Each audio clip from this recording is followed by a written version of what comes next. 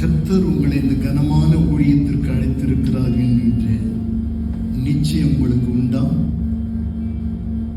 ஆரோனை போல அழைக்கப்பட்டால் ஒழிய ஒருவனும் தானாய் இந்த ஊழியத்திற்கு ஏற்படுவதில்லை. அப்படி என்றால் கர்த்தர் இந்த ஊழியத்திற்கு உங்களை அழைத்திருக்கிறார் என்கின்ற நிச்சயம் இருக்கிறதா? இருக்கிறது.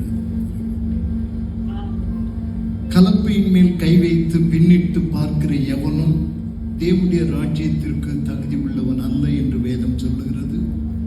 இந்த ஊழியத்துக்கு கஷ்டங்கள், பாடுகள், நிந்தைகள், அவமானங்கள் வருகின்ற பொழுது ஊழியத்தை விட்டுவிட்டு பின்வாங்கி போகக்கூடிய நிலைமை ஏற்படும் பொழுது இதில் உறுதியாய் இருப்பீர்களா அல்லது கலப்பின் மேல் கை வைத்து விட்டு திரும்பி போய் விடுவீர்களா? உறுதியாயிருப்பீர்களா? உறுதியாயிருப்பீர்கள்.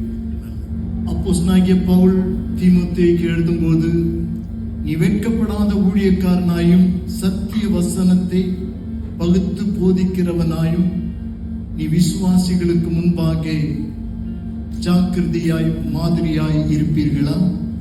இருப்பீர்கள். நீங்கள் செய்த அறிக்கையின்படி இப்பொழுது உங்களுக்கு ஒரு போதக அபிஷேகம் செய்யும்படியாக இருக்கிறோம். நீங்கள் முழங்கால் படியிடுங்கள்.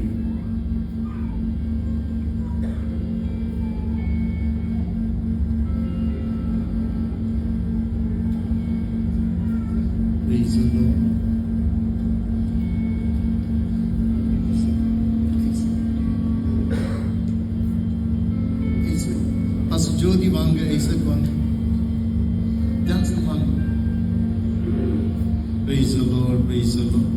வானம் திறந்தருளும் பல தானங்களையும் நேரமதில் வானவனே ஞான உள்ள வல்ல கோர